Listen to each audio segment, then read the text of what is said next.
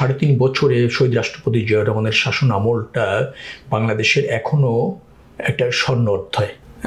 বাংলাদেশ যখন ঘুরে দাঁড়াচ্ছিল, বাংলাদেশ যখন স্বনির্ভর হলো, বাংলাদেশের যখন গণতন্ত্র, বহুদলীয় গণতন্ত্র প্রতিষ্ঠিত হচ্ছিল, আমরা যখন আন্তর্জাতিক পরিমণ্ডলেও আমাদের স্বাধীনতা, আমাদের অর্জন এগুলি যখন স্বীকৃতি পাচ্ছিল, আঞ্চলিক এবং আন্তর্জাতিক রাজনীতিতে বাংলাদেশ যখন প্রবেশ করছিল এবং কোনো আন্তর্জাতিক ডিবেট যেটা জিয়াউর রহমানের নেতৃত্বে যখন বা উদ্যোগে যখন মীমাংসিত হতে চলেছিল, তখন তো একটি আভ্যন্তরীণ রাজনীতি এবং আঞ্চলিক রাজনীতির ষড়যন্ত্রের শিকার তিনি হন।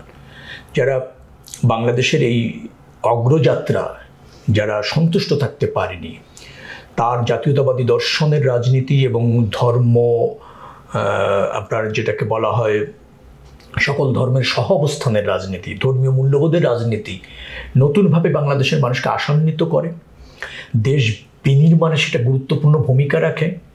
তার যে অবিচল এবং ক্যারিসমেটিক নেতৃত্ব যখন সারা দেশের মানুষকে ঐক্যবদ্ধ করে দেশ বিনির্মাণে যার যার অবস্থান থেকে এগিয়ে আসছিল এবং জাতি যখন সঠিক পথেই অগ্রসর হচ্ছিল, প্রতিযোগিতাপূর্ণ দক্ষিণ এশিয়ার যে আপনার উদীয়মান অর্থনৈতিক শক্তি অথবা ধরেন উদীয়মান স্বকীয় সার্বভৌমত্ব, স্বাধীনতা ধারণ করে নেতৃত্ব দেওয়ার যে অবস্থান বাংলাদেশে তৈরি হচ্ছিল, তাতে কিছু মানুষের আপনার গোত্রদাহ অথবা ধরেন চক্রান্ত, ষড়যন্ত্রের অংশ হিসেবে তিনি নির্মমভাবে নিহত হন।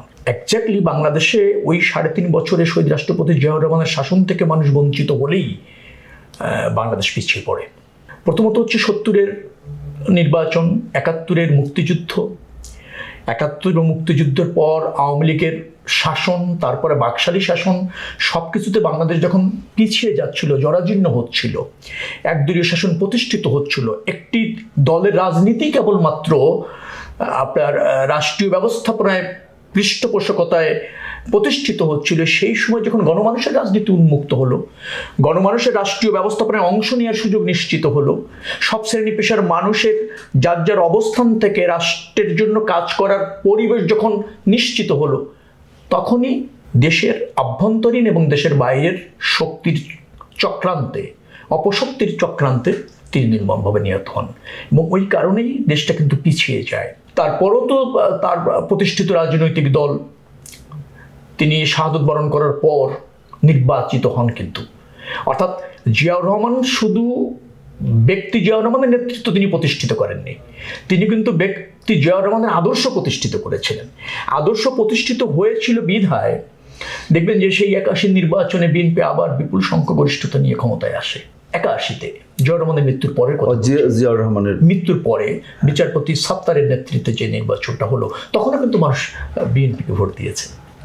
অর্থাৎ শুধু ব্যক্তি জিয়াউর রহমানই যদি ডাইনামিক হতেন, আমি বলতে চাচ্ছি তার শাহাদত বরণ করার পর তার রাজনীতি হয়তো ঝুঁকিতে পড়তো, কিন্তু মানুষ বুঝতে সক্ষম হয়েছিল জিয়াউর রহমান শুধু একজন ব্যক্তি না, তার যে দর্শন, তার রাষ্ট্র ব্যবস্থাপনার যে নীতি, রাজনীতিতে তার যে আদর্শ, সেটা যে বাংলাদেশের রাজনীতিতে অবধারিত এবং প্রতিষ্ঠিত জনকল্যাণের রাজনীতি, সেটা নিশ্চিত হয়েছে তিনি মৃত্যুর শাহাদত বরণ করার পরও যে নির্বাচন হয়, সেই নির্বাচনেই কিন্তু বিএনপি বিপুল সংখ্যাগরিষ্ঠতার মানে অর্জন করে ক্ষমতাসীন হন। ৮২-তে এরশাদ সাহেব এসে সামরিক অভ্যুত্থানের মাধ্যমে বিএনপির কাছ থেকে ক্ষমতা আপনি ছিনিয়ে নেন। তো ওই জায়গাটা আমি বলছি, তারপর তো স্বৈরাচার ৯ বছর শাসন করেছে। আমাদের বিএনপির এখনকার চেয়ারপারসন দেশনেত্রী বেগম খালেদা জিয়া, তিনি রাজনীতিতে আসতে বাধ্য হলেন, কারণ দেশে স্বৈরাচার চেপে বসছিল। শহীদ রাষ্ট্রপতি জিয়াউর রহমানের মৃত্যুর পর কিন্তু সাথে সাথেই কিন্তু দেশনেত্রী বেগম খালেদা জিয়া রাজনীতিতে আসেননি। যারা ওই সময়কার নেতৃত্ব ছিল তারা চেষ্টা করেছে বিএনপি রাজনীতিটাকে নেতৃত্ব দিতে, কিন্তু স্বৈরাচার এরশাদ যেভাবে এসে ক্ষমতা দখল করে বাংলাদেশের মানুষের উপর জগদ্দল পাথরের উপর বসছিল, সেখান থেকে উত্তরণের জন্য তখন আমাদের গণমানুষের নেত্রী দেশনেত্রী বেগম খালেদা জিয়া রাজনীতিতে আসতেন হন এবং তিনি প্রথমে সদস্যপদ নিয়ে শুরু করেন। স্বৈরাচার বিরোধী আন্দোলনে সফল হয়ে তখনকার আওয়ামী লীগ আতাত করেছে আমাদের নেতৃত্বে 7 দলীয় জোট, দেশনেত্রী বেগম খালেদা জিয়ার নেতৃত্বে তারা আপোষহীন থেকে সংগ্রাম করেছেন। তারপর 90-তে এরশাদের পতন নিশ্চিত করা হয়েছে বিএনপির নেতৃত্বে এবং দেশনেত্রী বেগম খালেদা জিয়ার নেতৃত্বে। 91-তে দেখবেন যে আবার সেই জিয়াউর রহমানের প্রতিষ্ঠিত রাজনৈতিক দল বিএনপি সংখ্যাগরিষ্ঠতার মাধ্যমে রাষ্ট্রীয় ক্ষমতায় অধিষ্ঠিত হয়েছে অবাধ গ্রহণযোগ্য ভোটের মাধ্যমে। অর্থাৎ বিএনপি যখনই সংকট হয়েছে তখনই বিএনপি কামব্যাক করেছে গণমানুষের ভোটে। এবং গণতন্ত্র, গণমানুষের উপর আস্থা, একটা কার্যকর পার্লামেন্ট, একটা জবাবদিহিমূলক সরকার গঠনে বিএনপি বারংবারই ঐতিহাসিক ভূমিকা রেখেছে। 1-11 সরকার ষড়যন্ত্রের মাধ্যমে এসেছে, সেই 1-11 যে সরকার, সেই সরকারকেও পতনের জন্য কিন্তু বিএনপি রাজপথে লড়াই করেছে, সংগ্রাম করেছে, সাফার করেছে, ঝুঁকি নিয়েছে, নিধনের শিকার হয়েছে। কিন্তু সেই যে অবৈধ সরকার 1-11 সেই সরকারের পতন কিন্তু বিএনপির হাত ধরেই মোটামুটিভাবে নিশ্চিত হয়েছে এবং তারা একটা নির্বাচন দিতে বাধ্য হয়েছিল 2008 সালে। এবং সেই নির্বাচনে আওয়ামী লীগ 1-11 সরকারের সাথে আতাত করে ক্ষমতায় এসেছিল, আপনি জানেন। এবং তারপর থেকে 17 বছর আওয়ামী লীগ গণতন্ত্র হত্যা করে, নির্বাচনের নামে প্রহসন করে, রাষ্ট্রযন্ত্র ব্যবহার করে ক্ষমতায় থেকেছে। 17 বছর বিএনপি লড়াই করেছে দেশনেত্রী বেগম খালেদা জিয়ার নেতৃত্বে, জিয়াউর রহমানের আদর্শ ধরে।